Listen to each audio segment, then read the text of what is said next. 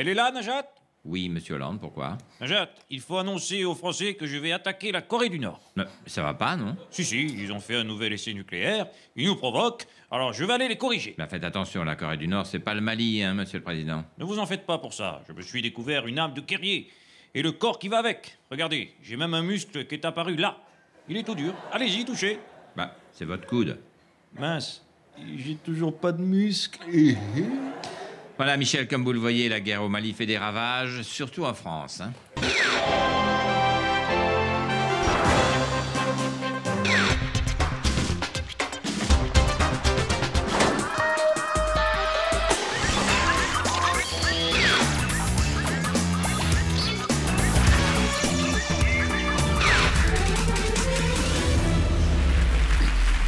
Sans transition pour évoquer la situation à Gorazde, je reçois Bernard-Henri Lévy et le commandant Sylvestre.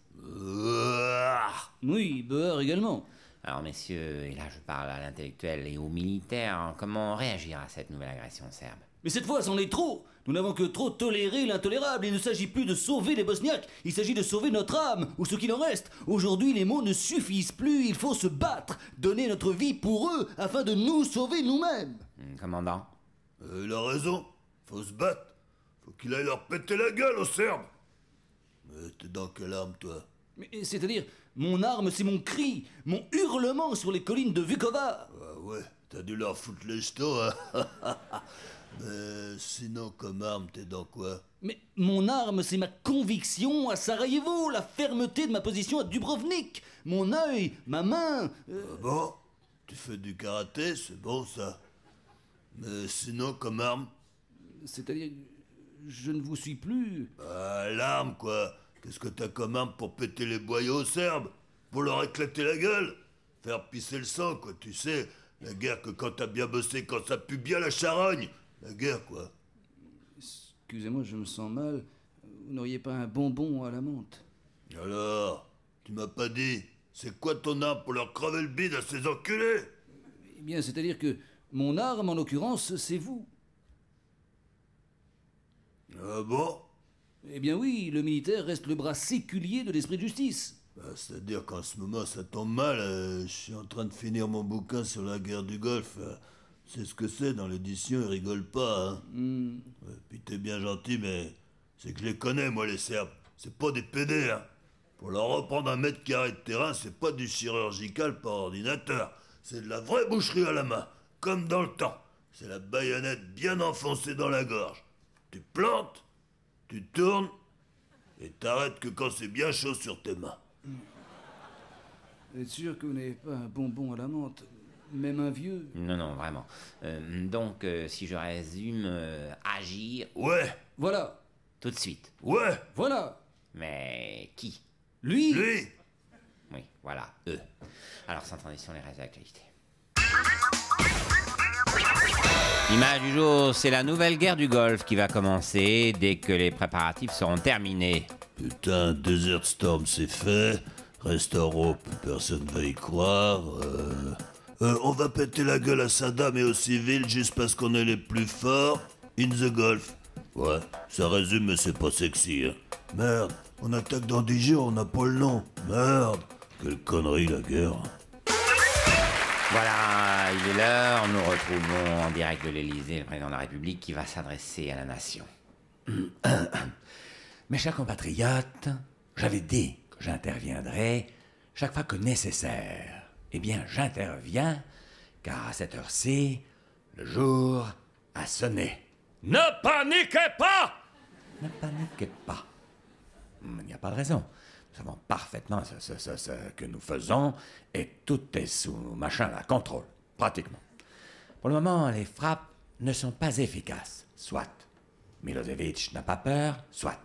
Les réfugiés sont 1 million et on ne sait pas quoi en faire, soit. Pour les renvoyer chez eux, il faudra 50 ans, une intervention au sol meurtrière, soit idem.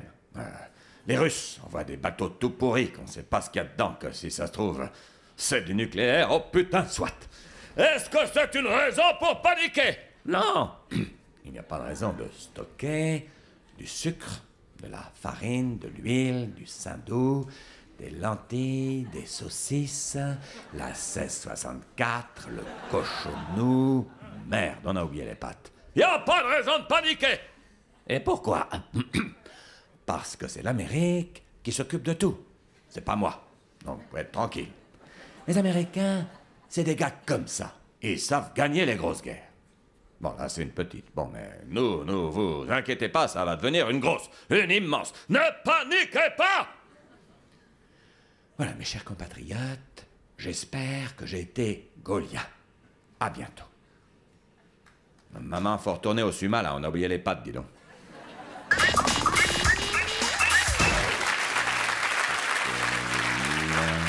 Du sucre, de la farine, de l'essence... Pardon. Voilà, pour faire le point sur l'inculpation de Milosevic pour crime contre l'humanité, je reçois Jacques Chirac. Bonsoir. Et le général Sylvestre, représentant de l'armée américaine. Oui, Boire aussi. Monsieur Chirac, cette inculpation de Milosevic ferme la porte à toute négociation de paix, non? Non, du tout. Cette inculpation dit quoi? Que Milosevic est un tyran, un criminel, un bourreau, une ordure. Voilà. Il faut prendre en compte cette décision du tribunal pénal international dans notre approche du processus diplomatique et dire simplement à Milosevic, Monsieur l'ordure, asseyons-nous et négocions. C'est marrant, mais en disant là, je sens confusément que quelque chose ripe, non? Non, rien remarqué. Ben, Monsieur l'ordure, j'ai peur qu'il vienne pas, Milosevic. Ah, faut pas dire monsieur.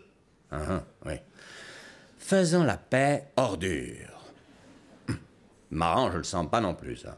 C'est vrai que c'est pas possible dans ces termes de trouver une solution diplomatique. Ouais, c'est peut-être le mot paix qui gêne.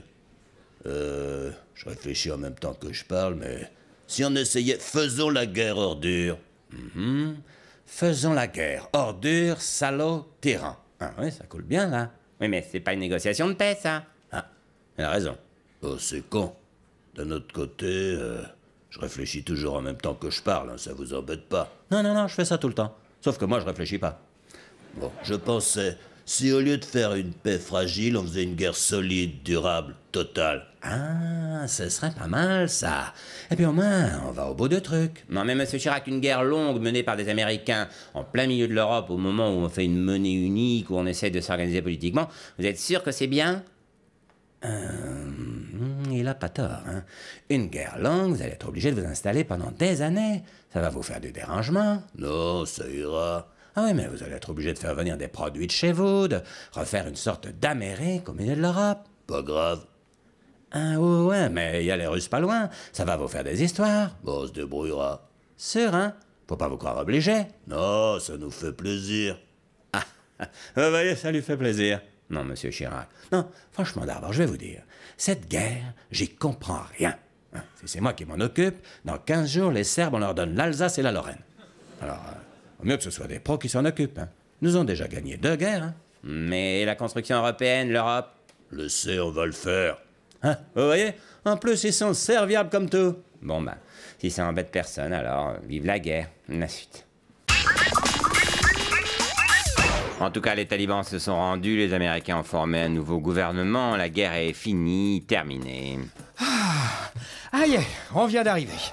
Ah, le porte-avions sera là dans 10 jours. Ouais, et c'est par où la guerre? Elle est finie, hein, les Américains ont tout fait, ils ont gagné, là. Oh non! Merde, c'est pas sympa! Oh, c'est chiant, on vient de super loin, hein. On est venu exprès! Bah, je sais, mais ça ferme, là, hein, c'est fini, désolé. On peut pas aider, porter des trucs? Oui, passer un coup de balai. Ah non, merde, moi je rentre en France, moi j'ai déjà loupé la guerre, je veux pas louper les soldes, hein. Allez, zou. Aujourd'hui, c'est Yasser Arafat et Ariel Sharon qui nous accompagneront tout au long de ce journal. Pour des raisons que vous comprendrez tous, messieurs Arafat et Sharon n'ont pas souhaité se tenir côte à côte. Alors avec vous, nous reviendrons sur le point de non-retour qui semble avoir été franchi cette nuit. Mais moi, je veux bien lui parler. Ça fait 50 ans que je négocie, je vais pas arrêter maintenant. Monsieur Sharon, que répondez-vous à Yasser Arafat? Yasser qui? Connais pas de Yasser, moi. Ah bah, ça commence bien. On va y revenir. Messieurs, la situation est certes très tendue, mais vous ne pouvez pas ne pas vous parler. Il faut être raisonnable. Allons, faites un effort. Bon, Yasser, vous êtes prêt à dialoguer? Moi, je suis prêt à tout. Je suis coincé chez moi, il a pété mon garage, ma police, mon bureau, mon palais, et il me reste plus que la parole. Voilà, c'est bien. Et vous, monsieur Sharon? Monsieur Sharon? Eh oh? Oui. Monsieur Arafat disait qu'il était prêt à renouer le dialogue. Jamais je ne parlerai à ce chien de terroriste. Qu'est-ce qu'il a dit? Qu'est-ce qu'il a dit? Rien. Il dit que son chien a un kyste. Mais je m'en fous de son chien, moi. Pourquoi qu'il m'a cassé ma télé? Ah oui, les bulldozers israéliens ont rasé la télévision et la radio palestinienne. Ben oui. Déjà, je suis cloîtré chez moi. Si en plus je peux pas regarder les feux de l'amour, c'est vraiment une pourriture, ce bonhomme, hein. Dites-lui. Ah. Monsieur Sharon? Monsieur Arafat n'a plus la télévision, alors il voudrait savoir... Enfin, il vous demande ce qui s'est passé dans le dernier épisode des Feux de l'amour parce qu'il l'a raté. Ah bon? Ah bah dites-lui que Ryan n'arrive pas à se remettre de la mort de Tricia, mais que Nina essaie d'en profiter pour se le taper. Alors, il dit J'ai que... entendu. Nina avec Ryan, mais elle sort déjà avec Victor. Victor, c'est un salaud, il a trompé avec Catherine. Avec Catherine, mais non, ils ont pas baisé, ils se sont juste fait des bisous, ça mérite pas le divorce. Victor est un fumier. Mais non, c'est Catherine, la salope. Tu traites pas Catherine de salope? Tu crois pas qu'elle a déjà assez souffert avec Joshua? J'ai dit ce que je veux, de toute façon, Joshua, il est pédé. C'est toi le PD! Ah ouais, mais je m'en fous, c'est des rediffusions de toute façon. Et puis je connais la fin. Dans le dernier épisode de la série, J'entends Joshua... rien. Yasser, voilà, on commence à trouver une solution au conflit et vous l'avez braqué. Oui, une solution, faut pas exagérer. Non, dites pas ça, Yasser. Hein. Dans ce conflit, trouver un sujet de discussion commun, c'est déjà une belle avancée. Bon, allez, la suite. L'événement de ce lundi 11 novembre, c'est la guerre en Irak que les Américains préparent envers et contre tous. Non, mais je vous jure, il y en a à peine pour un mois. Hein. On y va à la fleur au fusil et promis cette fois, c'est la der des der. Aujourd'hui, comme c'est férié pour tout le monde, ce journal sera un peu spécial et entièrement consacré aux commémorations de l'armistice du 11 novembre 1918 et à la guerre en Irak. On ne peut s'empêcher en effet de faire le parallèle entre la sale guerre qui se prépare en Irak et la sale guerre de 14-18. Celle-là aussi devait durer 3 mois et être la dernière de toutes les guerres. Ah non, c'est pas pareil, hein. Cette fois, les poilus, ils sont dans l'autre camp. En marge de la guerre qui aura lieu prochainement en Irak, l'ONU a fait passer une résolution contre l'Irak. Saddam Hussein, c'est une résolution plus dure. Les inspecteurs de l'ONU auront tous les droits. Vous allez quand même l'accepter? Je sais pas, je suis embêté, j'hésite.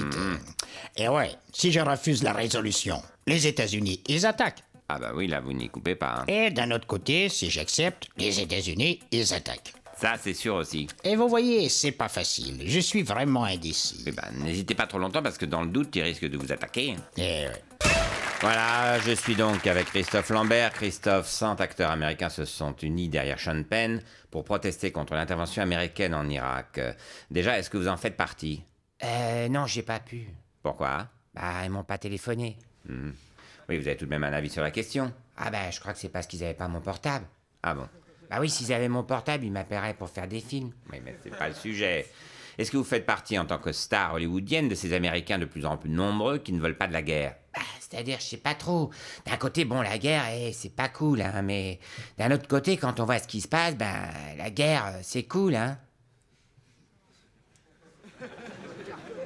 Vous pouvez approfondir un peu? Je voudrais pas ennuyer les gens avec la géopolitique. Bon, essayons. Ouais, non, mais c'est compliqué quand tu vois un mec comme Saddam Hussein, c'est un assassin, le gars. Il a gazé les Turcs et tout. Les Kurdes. Oh, les Kurdes aussi? Ah, pas cool, Bon, c'est vrai, la guerre, ça peut tuer, c'est prouvé, ça. Mais bon, t'as le 11 septembre aussi. On peut pas laisser Saddam Hussein casser les avions. Bah, c'est Ben Laden, non, en septembre. Ouais, mais non. Saddam Hussein, c'est Ben Laden qui s'est rasé la barbe. C'est connu, ça. Ah? Et vous avez eu cette info où, vous? Bah, sur Internet. Il y a même des photos, ils font du karting ensemble. Ah, oui. Ça va, je suis pas trop chiant avec ma géopolitique? Non, jusque-là, ça va. Je continue, alors? Oui. Et surtout, la guerre, faut y aller à un moment, quoi. Saddam, il a des armes de construction massive, hein. Destruction massive. Puis c'est pas prouvé, en plus. Oh, vous laissez pas intoxiquer, hein.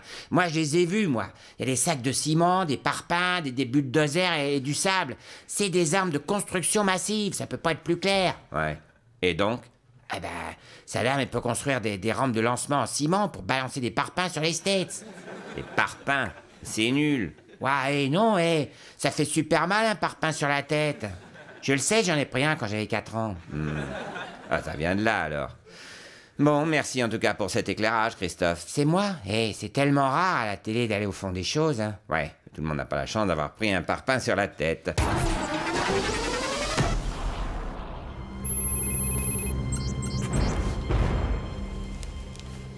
Ils étaient acculés. Enlisés dans un conflit qu'ils ne maîtrisaient plus. Un seul homme pouvait les sauver.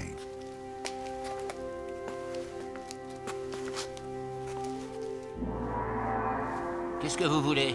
Président, on a besoin de vous. J'ai raccroché. C'est plus ma guerre. Je suis bouddhiste maintenant. Un homme qui avait renoncé au combat de toute sa vie va devoir reprendre du service. Mais qu'est-ce que c'est que cette merde? C'est la ménagère de moins de 50 ans de TF1. Elle a été enlevée par M6. Oh les salauds!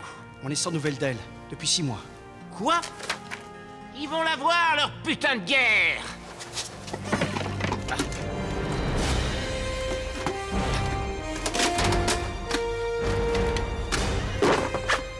TF1 présente Patrick Lelay, le retour. Yes! Prenez ça, connard! Tournée manège, la rue de la fortune, le juste prix, sacrée soirée, une famille en or. Cette fois, il en est sûr, il n'y a que ça qui marche. Et encore, vous avez de la chance, avec le bouddhisme, j'ai appris à rester zen, hein? Connard!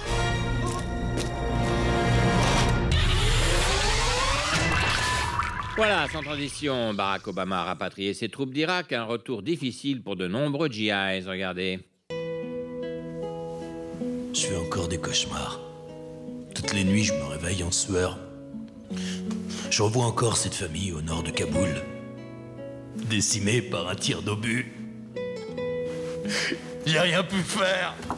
Moi, je peux plus aller dans une foule. Depuis ce kamikaze dans un marché en plein Bagdad, j'ai l'impression que ça peut sauter à tout moment. J'ai encore des douleurs dans le bras, alors que mon bras, je l'ai plus. Je peux plus monter dans une voiture. Toutes ces patrouilles la nuit, sur le qui-vive. À tout moment, tu pouvais te faire shooter par un sniper. Bill, tu me manques. J'aurais voulu prendre cette balle à ta place. Je fais des cauchemars aussi, t'as vu? J'ai joué au basket en France pendant la grève de NBA, à Villeurbanne. Oh mon Dieu, quelle horreur! C'est atroce! On n'avait qu'un jeu de maillot pour toute la saison, et on se déplaçait en bus, t'as vu? À Villeurbanne, la salle, elle fait 300 places, et y a pas de clim, t'as vu? Non! Un jour, j'ai perdu contre Chalon-sur-Saône. Leur plus grand joueur, il faisait 1m78, t'as vu? Arrête, c'est horrible! Notre capitaine des Pom-Pom Girls, elle avait 40 ans, elle faisait 100 kilos. Pire que la guerre, le basket français. Y en a, ils font encore des bras roulés. Je vais m'en sortir, vous croyez? Non, petit, le sommeil, c'est fini. Tu t'en remettras jamais.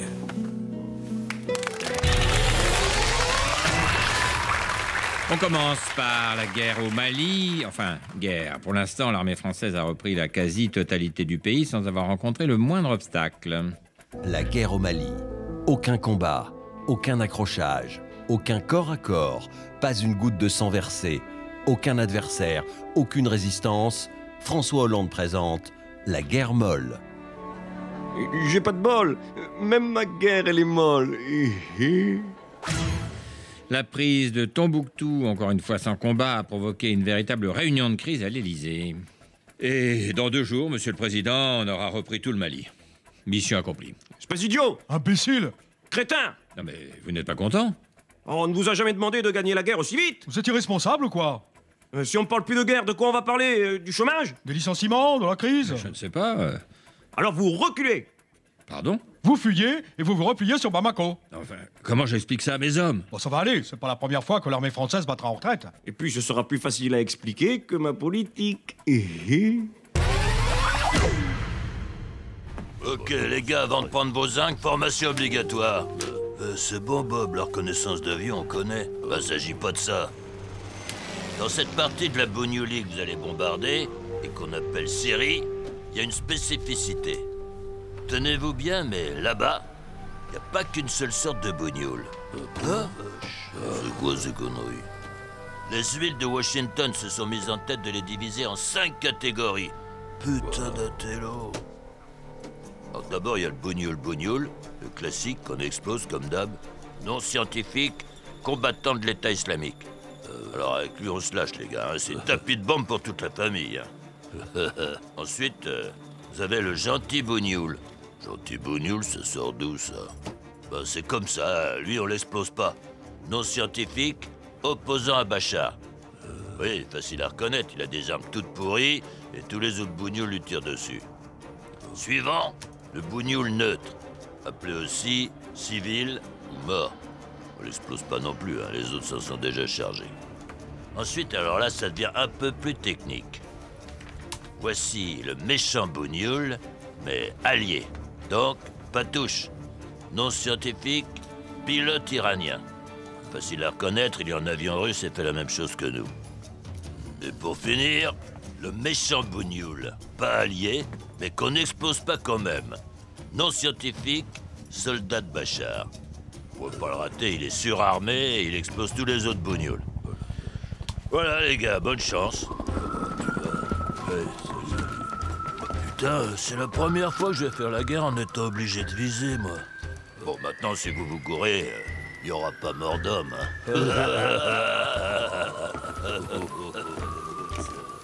Voilà, maintenant, vous pouvez éteindre la télévision et reprendre une activité normale. Allez, ciao, bonsoir.